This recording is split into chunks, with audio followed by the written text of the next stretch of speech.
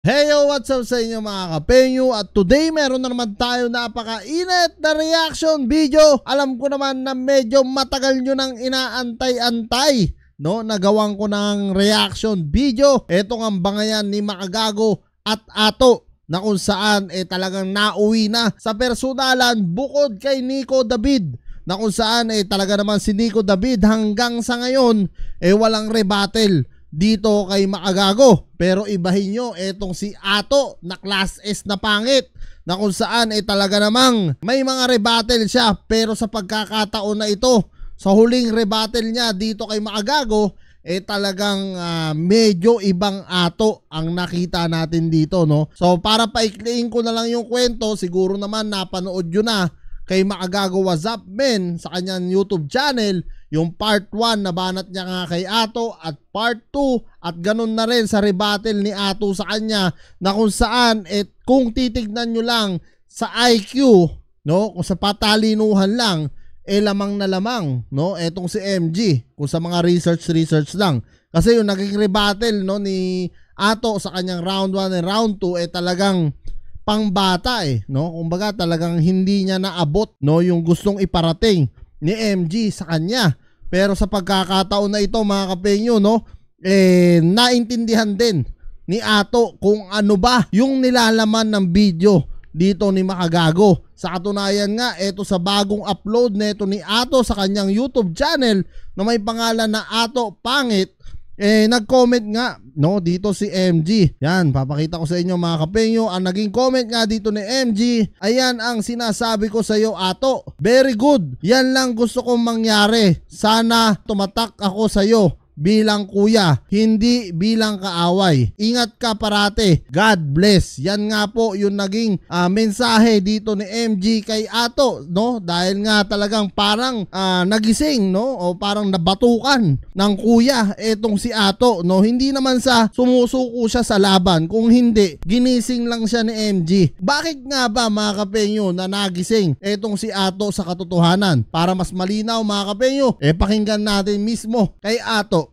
Nabanggit ni MG na may nakuha siyang info na ako bilang Ato na medyo kahit papano nakakaluwag at umayos na yung buhay, may inuupahan ng bahay. Nakakaluwag at maayos meron na ang buhay. akong tatay na hindi ko tinutulungan. Totoo ho yun. Yun lang. Totoo yun. Meron akong tatay na hindi tinutulungan. Sa katunayan, hindi lang ho tatay ko yung hindi ko tinutulungan, or sa madaling sabi, nung umuwi ako para mag full time na content creator dito sa internet, hindi lang tatay ko yung tinabla ko. Ultimo, nanay ko, 4 na kapatid ko, lahat ng pamilya ko tinabla ko. Bakit? Pinanganak at lumaki ho ako sa hindi nga mahirap na pamilya. Ano bang tawag dun sa mas mahirap pa? Yung dumadating yung araw na wala talaga kami makain, talagang nga. Diba? Talagang nga. Kaya masasabi ko na maaga pa lang namulat na ako sa kung paano magsusurvive. Diba? Maaga pa lang nagkaroon na ako ng ideya kung paano babaguhin yung ganong sitwasyon ng buhay ng isang tao na ganon, walang makain, mahirap. Diba?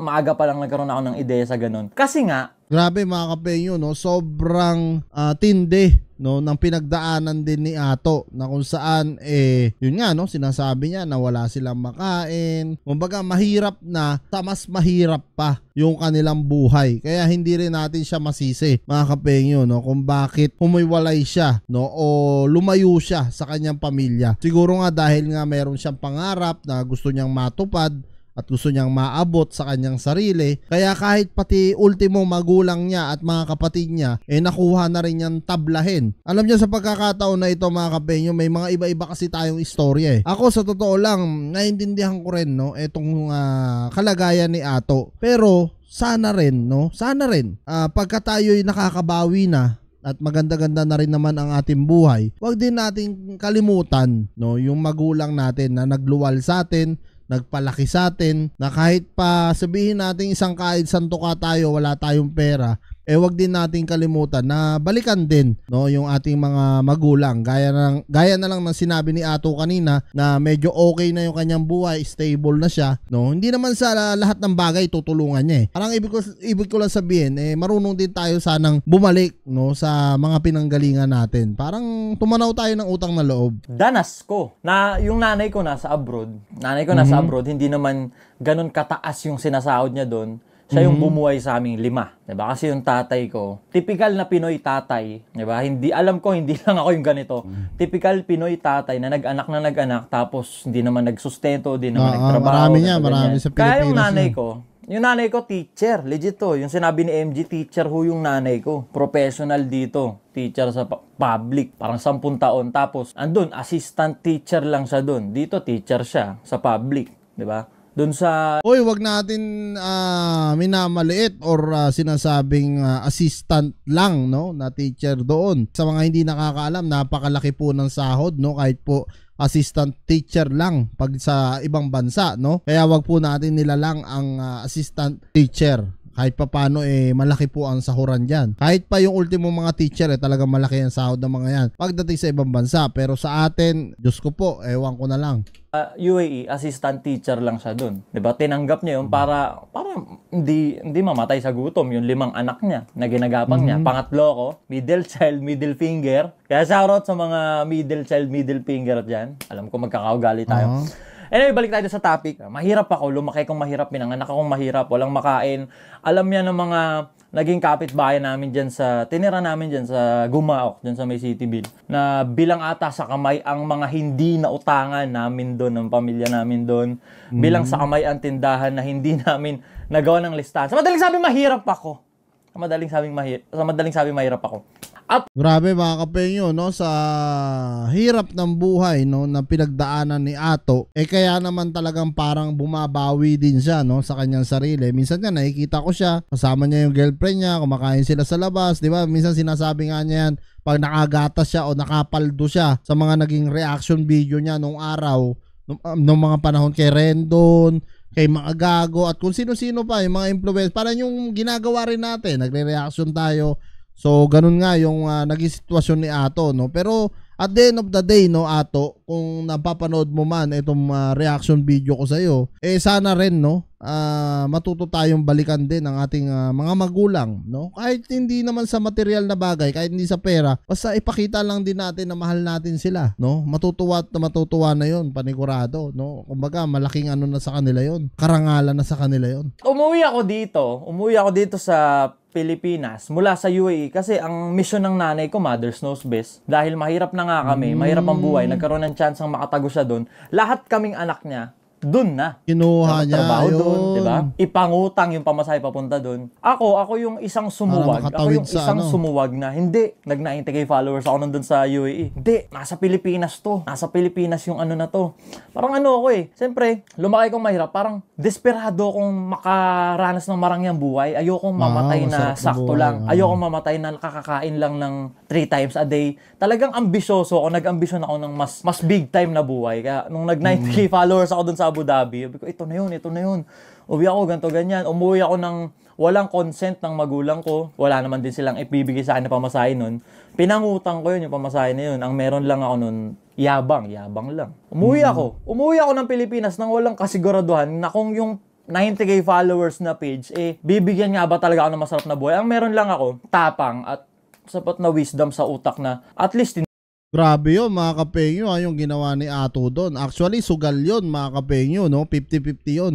90K followers, hindi pa po ganun kalaki ang kitaan niya. Na pera na lang kung may mga viral video talaga siya na sunod-sunod, yun sigurado, no? Medyo malaki yung kikitain niya. Pero yung ganun na uuwi ka, no? Na may 90K followers ka pa lang at hindi mo alam kung ano yung pwedeng mangyari sa'yo, no? Kung pwedeng, kung wala kang kitain, syempre magugutom ka, hihingi ka ng tulong pa rin sa magulang mo. Pero si Ato, no, nalagpasan niya lahat yun. So it means may determinado talaga siya, no? Meron siyang yung tinatawag natin na yung pangarap, no? Kumbaga mataas ang kanyang pangarap. Kaya nga sabi niya mataas ang kanyang ambisyon, no? Tinry ko, at least sinubukan ko, ganyan. Umuwi ako dito, at yes, monetize yung pagka-content. Pinapanood mo na nga ako ngayon Ibig sabihin, kahit pa paano nakatagos ako, tsaka kahit pa paano, na content na ako ni MG, ibig sabihin at some point, medyo.